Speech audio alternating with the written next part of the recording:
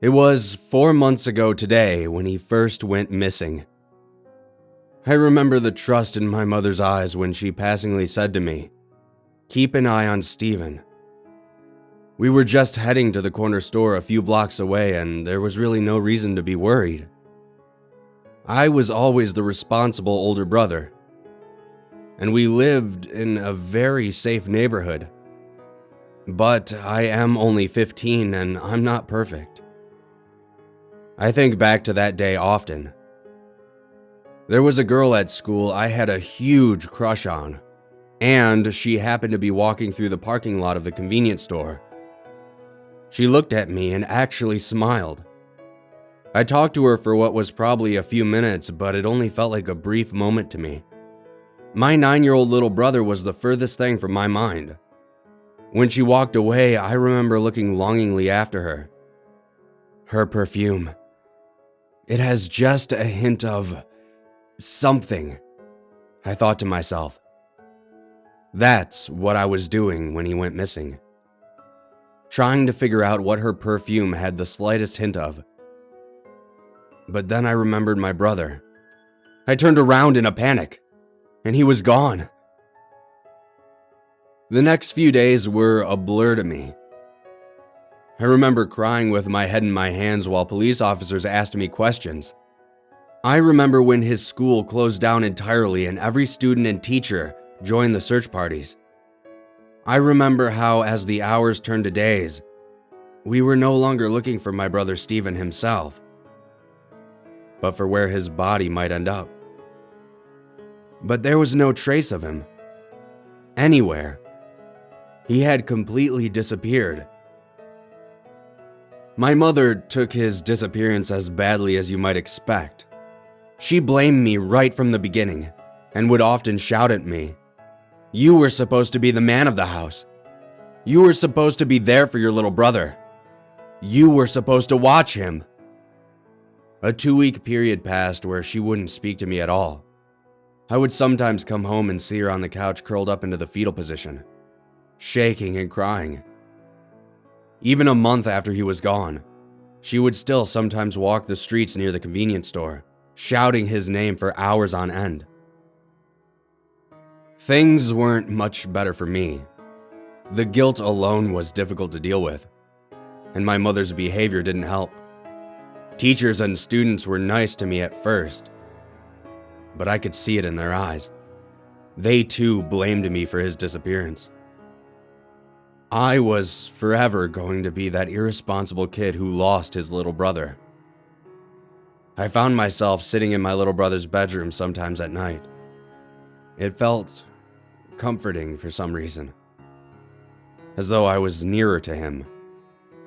I would walk around the house and look at his popular hiding spots from when we used to play hide and seek.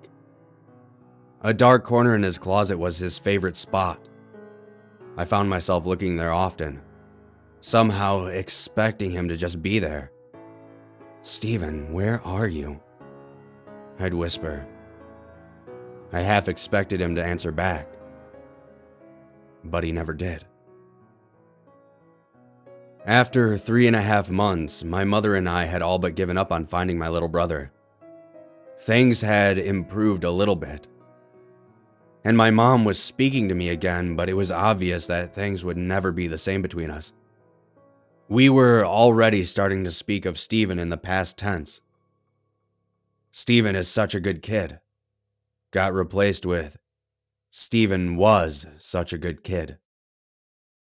The police and the town in general were very active in the search for Steven for the first week, but it had slowed down considerably.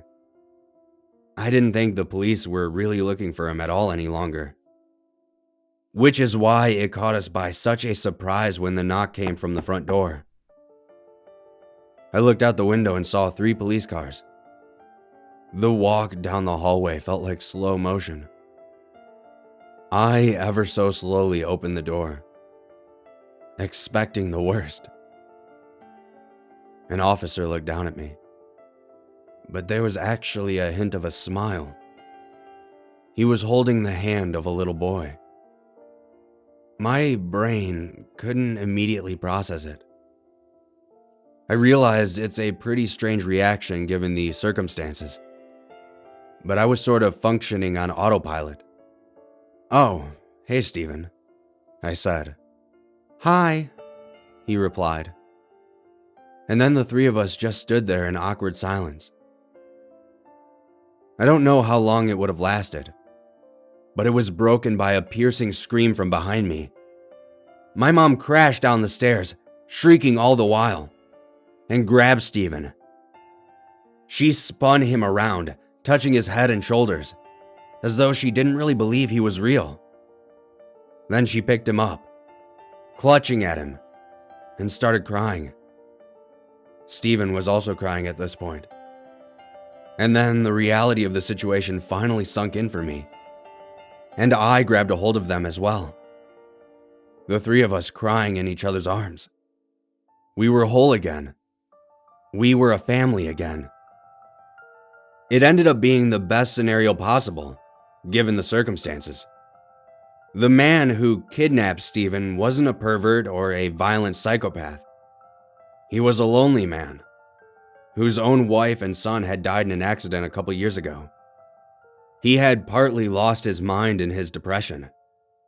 Steven was his replacement son, and was treated well the entire time. It was the kidnapper himself who turned himself in. After 3.5 months, he could no longer deal with the guilt of what Steven's real family was going through. Given all that, it's surprising how quickly we fell back into old routines.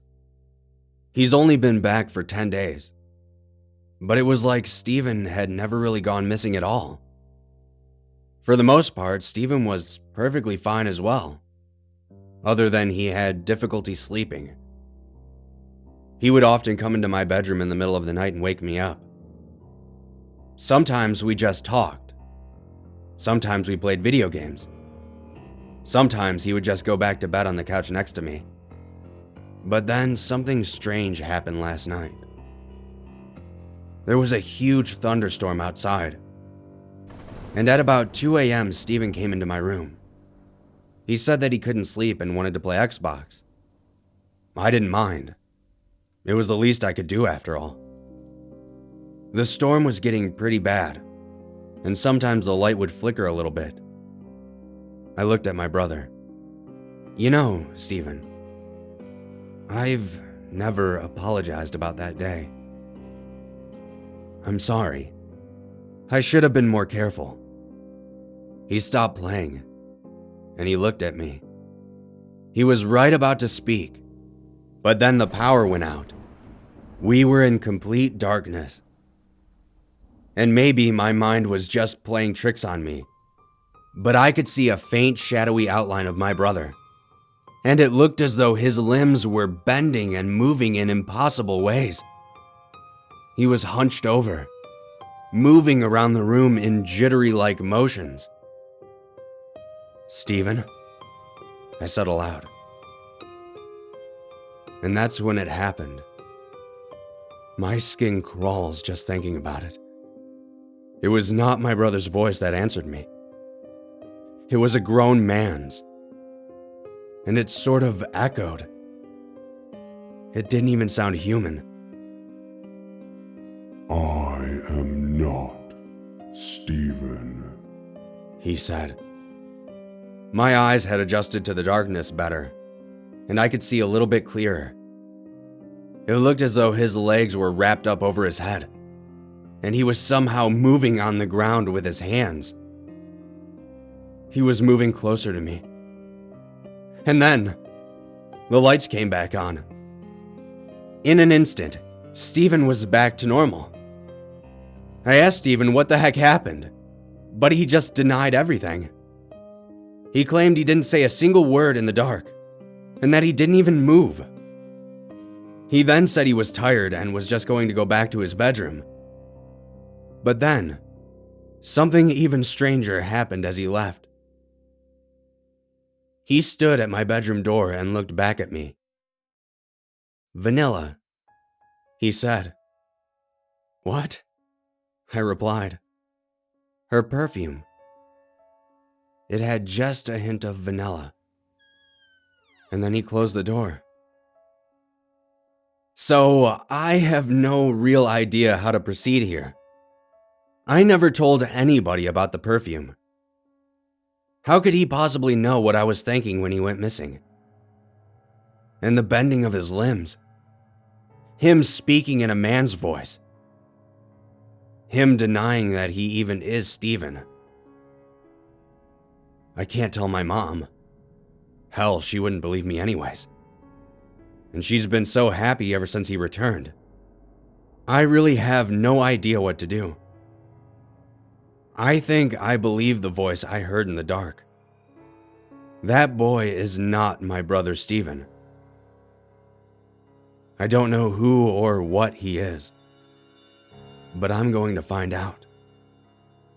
And for the real Steven out there, if you're even listening to this, that is, I'll find you, buddy. I promise. I'm going to find you.